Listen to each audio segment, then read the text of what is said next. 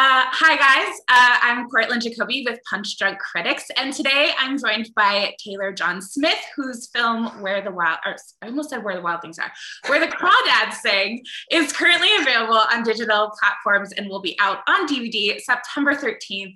Taylor, how are you? I do love Where the Wild Things Are. I do too. That's one of my favorite books growing up. I'm doing fantastic. I woke up today. It's a good start. It's nice to meet you. Wish it was in person, but this will have to do.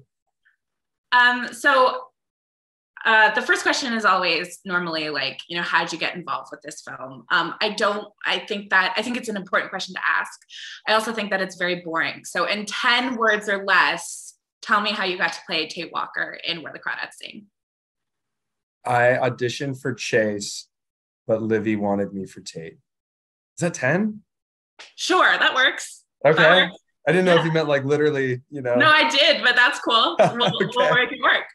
How was working with Daisy Edgar-Jones, who plays Kaya, the female lead, who, by the way, has had some like pretty great leading males next to her. You're up against Sebastian Stan. And first of all, she's incredible and deserves everything that she's getting right now.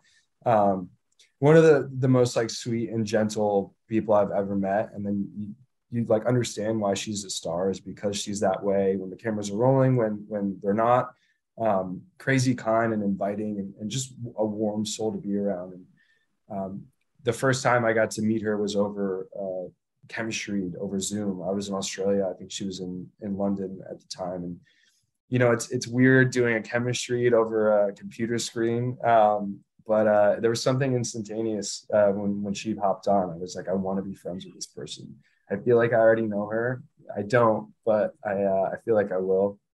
And just getting to, I don't know, like the very first time I met her on set, she like sprinted over when she saw me from across the way and like jumped on me and gave me a big hug. Like, who does that? It was the sweetest, And from that moment on, we were off to the races. And she's just such a giving scene partner and like really cares about your process and the way you work and wants to be as helpful as possible. And it's nice to have someone that's not this, immovable object that you can't, innovate with and work through. She's just the best, she's a true star. So getting to work with her was an honor and I love her very much. She's one of the good ones. One of the good ones. My favorite character in the film is the swamp. I mean, it's really the star of the show. It's beautiful. You guys did such a great job, or the crew did such a great job making it come to life. Talk to me about filming in Southern Louisiana and what that was like.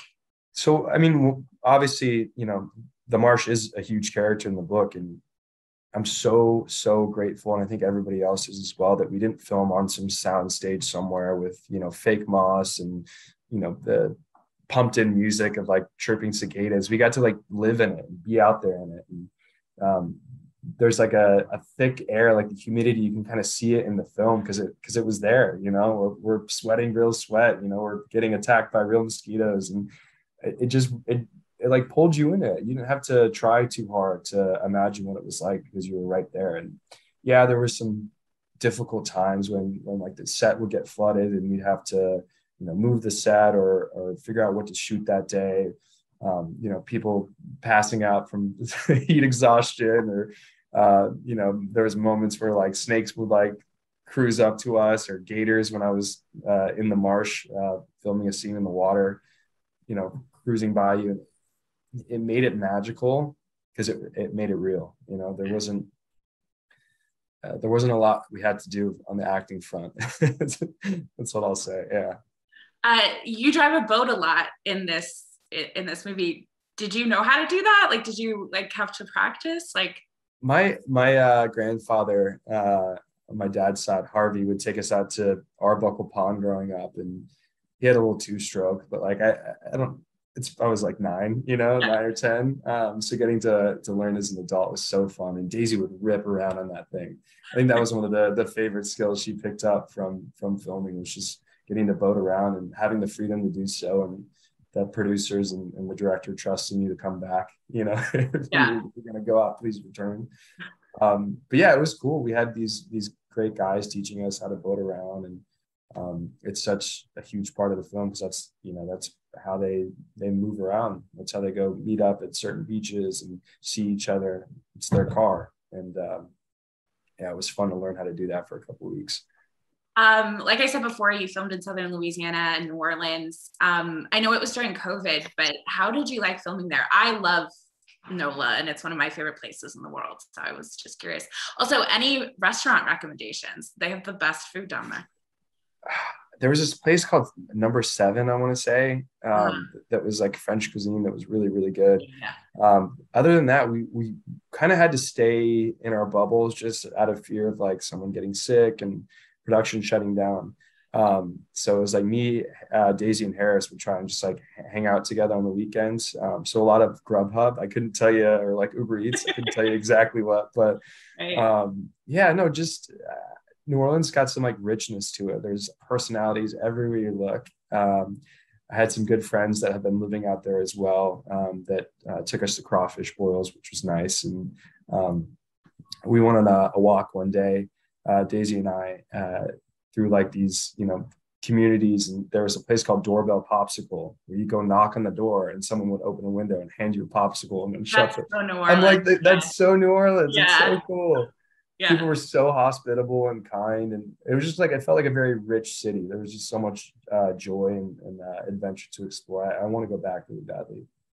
I recommend Coops, which is on Decatur, which is like a really like hole in the ground Coops hub. Yeah, it's really, and the really names of the places too. I'm like, yeah, they're great, right? They're so great. Yeah. Yeah. You're no stranger to the Southern Gothic genre. You were also in Sharp Objects with Amy Adams back in 2018.